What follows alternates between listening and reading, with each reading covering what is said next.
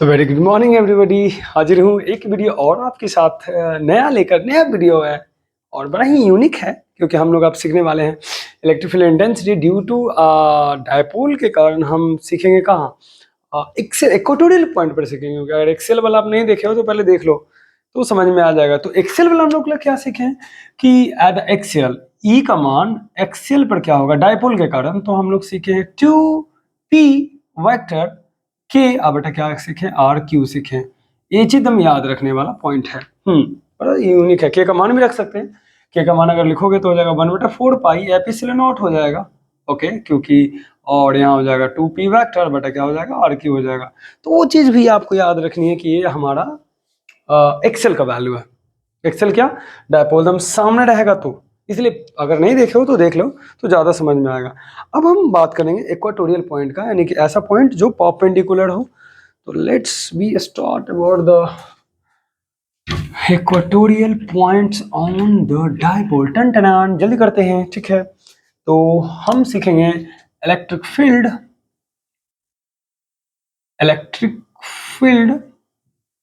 Intensity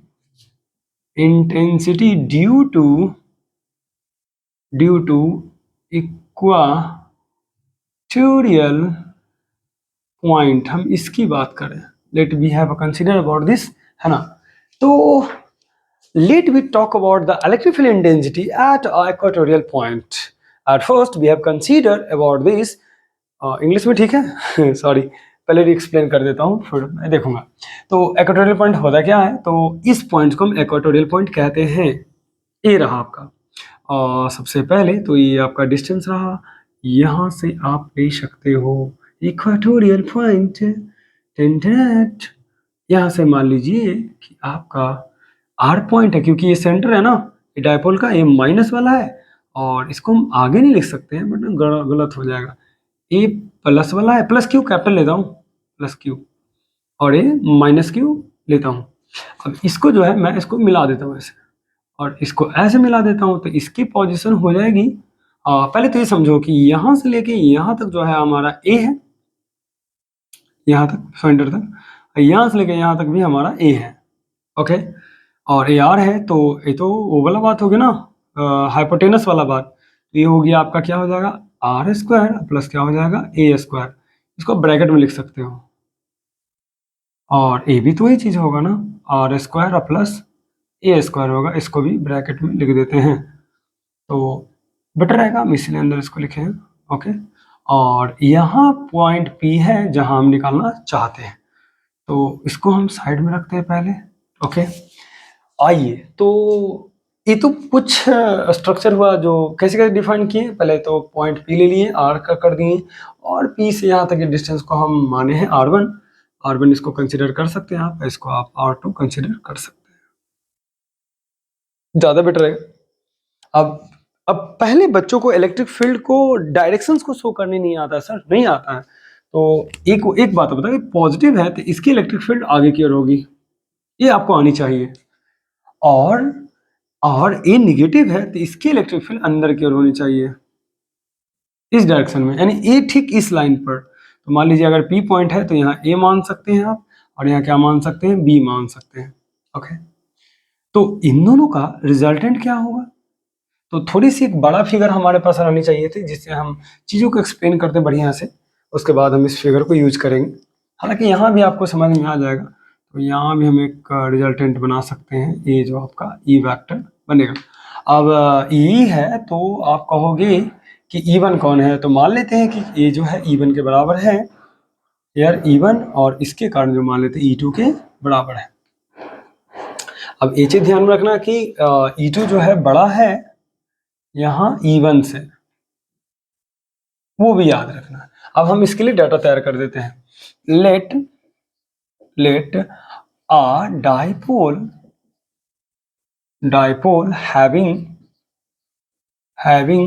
plus minus Q charge separated with to a distance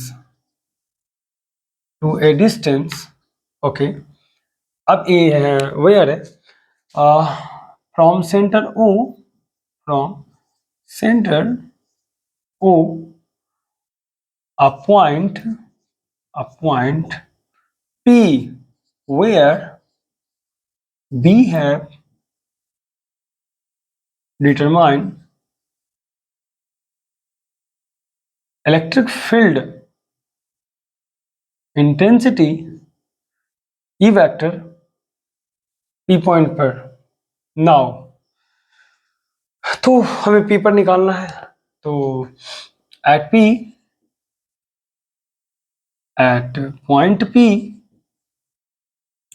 E vector and E2 vector are two given electric field E1 and E2 are two given electric field of the given two component दे देते हैं, two component, थोड़ा बड़ा नहीं हो गया, component electric field of the electric field E. तो उतना लिखने की जरूरत नहीं है, हल्का भी लिखिएगा तो काम चल जाएगा, इतना दूर कुछ ज्यादा हम लिख दिए, एक्सप्लेन कर दिए, ठीक है। R2 कंपोनेंट यहीं से लिख देते हैं, कंपोनेंट इलेक्ट्रिक फील्ड। चलिए, ये कंपोनेंट है क्योंकि ये दोनों जो टुकड़ा होता है ये वेक्टर से आया है। पहले आपको वेक्टर अगर आएगा तो आप ये कर सकते हैं, ऊपर से एक बना सकते हैं, एक नीचे से बना सकते हैं, बीच से रिजल्ट बना सकते हैं, उसके लिए वेक्टर आना चाहिए। और यहाँ एक पैरेललोग्राम भी बन रहा है, अगर ध्यान से देखिएगा तो थोड़ा इसको बढ़ा दो तो पैरेललोग्राम आपको नजर आ जाएगा इसको मिलाने पर, ठीक है। तो ध्यान में रखिएगा चीज को। अब हम यहाँ से ये आर है हमारा तो क्लियर कर देते हैं। अब बारी बारी से दोनों का वैल्यू निकालते हैं। तो अगर मैं कहूँ कि E1 का वैल्यू क्या होगा तो लिखिएगा electric field intensity due to minus Q charge की मैं बात कर रहा हूँ, माइनस क्यू इज क्या है E1 है, और E1 बराबर क्या हो जाएगा, K हो जाएगा, Q हो जाएगा बटा क्या हो जाएगा, R स्क्वायर हो जाएगा। अब E1 का जो वैल्यू है K नेगेटिव है, तो यहाँ से अगर नेगेटिव ले लें और फिर लिखें E1, सिर्फ E1 बराबर लिखें, क्योंकि हम वेक्टर वगैरह हटा दिए हैं, सिर्फ E1 लिखें तो हो जाएगा KQ। ध्यान रखिएगा जैसे ही वेक्टर हटाएगा तो माइनस में चार्ज मॉडुलस में लग जाता है, ऐसा कि मैं बात कर रहा हूँ। और R का मान कितना हो जाएगा, R का मान हो जाएगा आपको रूट में R स्क्वायर A स्क्वायर का क्या हो जाएगा, होल स्क्वायर हो जाएगा, ये कट जाएगा। तो ये E1 का मान है, रिमेंबर इट, ओके। और अब नाउ वी हैव यूजिंग, और E2 भी लिख सकते हैं, E2 का भी मान सेम ही होगा। तो नाउ हम क्या यूज करेंगे, अब नाउ अब यहाँ से आप सीख सकते हैं अच्छे से, क्योंकि हम यहाँ विजिबिलिटी मेरा गायब हो जाता। तो now using triangle law in vector, मतलब वेक्टर में हम ट्रायंगल लॉ यूज कर रहे हैं, ठीक है। वेक्टर एडिशन बोल सकते हैं, एडिशन में भी ट्रायंगल यूज होता है, नहीं तो ट्रायंगल लॉ इन वेक्टर की मैं बात कर रहा हूँ। तो नियम क्या होता है कि जिस वेक्टर जो वेक्टर किसी ट्रायंगल के साइड पर होता है उसको हम रेशियो में ले सकते हैं। तो एक ये वाला वेक्टर E1 जो है कौन से साइड पर है, तो PA साइड पर है, तो कह सकते हैं कि E1 बटा होगा PA। अब बराबर में क्या जाएगा, अब देखिएगा डायरेक्शन मिलाइएगा, तो कह सकते हैं कि हेयर, मैं लिख देता हूं here direction of E1 and PA की मैं बात कर रहा हूं, सेम है, PA की इज सेम, सिंपल सी बात है। और आल्सो डायरेक्शन ऑफ हम ले सकते हैं किसका, BA की ले सकते हैं, BA एंड किसका ले सकते हैं, डिस्प्लेसमेंट वेक्टर है इसलिए हम उसको लिए E वेक्टर का, तो इसके डायरेक्शन इन दोनों को मैच करता है, तो हम ले सकते हैं E बटा क्या ले सकते हैं, आपको BA ले सकते हैं, ओके। हमें चाहिए E वेक्टर का मान चाहिए E का, तो E वेक्टर बराबर क्या हो जाएगा, तो ई वेक्टर बराबर, देखिए यहाँ पर वेक्टर नहीं है बट यहाँ वेक्टर लगा देते हैं, ई बराबर भी मान निकाल सकते हैं। ई वेक्टर का मॉडुलस चढ़ा देता हूँ तो उससे क्लीन हो जाएगा, ई आ जाएगा। तो हम यहाँ गुना कर देते हैं, तो इससे गुना हो जाएगा, तो हो जाएगा B A multiplied by E one, अब बटा क्या हो जाएगा, इससे गुना हो जाएगा और पी ए नीचे में आपका आ जाएगा। तो बी ए का मान क्या है, तो बी ए का जो मान देख रहे हैं वो 2a है, यहाँ से यहाँ तक 2a है, तो 2a गुना क्या हो जाएगा, E1 का मान हो जाएगा, E1 का मान हो जाएगा के क्यू, बेटा क्या हो जाएगा आपको आर स्क्वायर प्लस क्या हो जाएगा ए स्क्वायर हो जाएगा। और पी ए का मान क्या है, ये तो इतना का E1 का मान आया, मल्टीप्लाइड बाय 1 बटा पी ए का मान देख लीजिए। तो यहाँ देखिए मैं बगल में कर दिया हूँ 1 को साइड में, तो P A is here, P A is here, और पी ए का मान है R square plus A square का 1/2, या तो रूट भी कह सकते हैं, रूट को ही 1/2 कहा जाता है।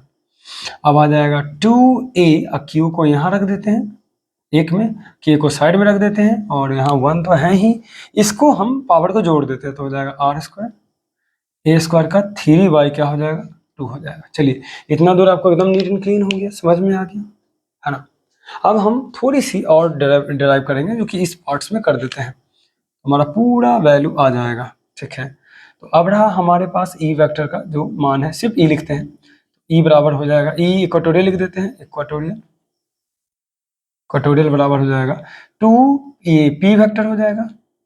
अच्छा एक चीज़ और देखो कि यहाँ पर हम कभी पर माइनस नहीं शो किए हैं, हालांकि कहीं एक जगह माइनस है, वेक्टर लगा के हम माइनस गायब कर दिए होंगे तो वो अलग पॉइंट है, तो वो भी याद रखिएगा। यहाँ देखिए एक जगह E1 का मान माइनस में है, चूंकि हम यहाँ वेक्टर लगाए हैं तो यहाँ भी वेक्टर लगाना पड़ेगा, तो इसको हम हटा देते हैं, ओके, क्योंकि डायरेक्शन चाहिए ना।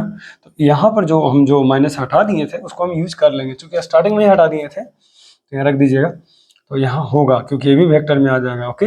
तो ये जब वेक्टर में आएगा तो इसका मान जो है माइनस में आ जाएगा, तो बहुत वीवीआई पॉइंट है जो कि ध्यान में रखिएगा।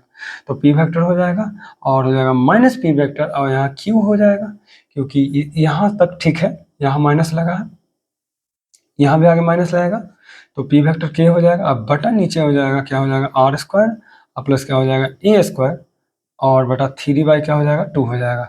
अब लास्ट में हम क्या करेंगे, ई इक्वेटोरियल बराबर इतना ही लिखेंगे, तो हम वही वाला बात हो जाएगा, आर डबल टाइम्स ए का बड़ा हो जाएगा, तो लिखेंगे माइनस पी के, अब बटा क्या हो जाएगा, ए का मान 0 कर देंगे तो हो जाएगा आर स्क्वायर का 3/2 हो जाएगा, 2 कट जाएगा, तो आंसर में जो हमारा आएगा यहाँ लिख देता हूँ इस वाला पार्ट्स में, तो ई का जो वैल्यू आएगा वो आएगा माइनस पी के, अब बटा आ जाएगा आर क्यू, ये आया इक्वेटोरियल का मान। तो वो चीज़ आपको याद रखना है कि कैसे हम डिफाइन करेंगे। तो माइनस कैसे सेट किया वो भी बता देता हूँ। देखो स्टार्टिंग में हम E1 ले लिए थे जो कि हमारा ए नहीं रहा, हमें लगा कि आगे के डिफाइन करना, लेकिन माइनस में इसके कारण हम इसको डायरेक्शन दोनों को सेम लेना पड़ेगा, नहीं तो हम मैग्नीट्यूड से काम चला लेते तो आंसर आ जाता, क्योंकि जब ये डायरेक्शन में ये भी डायरेक्शन में होगा तो इसको डायरेक्शन वापस ले आए हैं, यहाँ हटा दिए थे वापस ले आए, तो यहाँ भी आप रख सकते हैं, कोई इशू नहीं है। तो कैसा लगा जरूर बताइएगा, कोई भी डाउट हो तो जरूर भेजिएगा, है ना। तो ये रहा हमारा इक्वेटोरियल का वैल्यू। अब यहाँ पर डायरेक्शन लगा दीजिए, छूट गया है, ठीक है। आई होप आपको वीडियो अच्छा लगा होगा। Thanks a lot.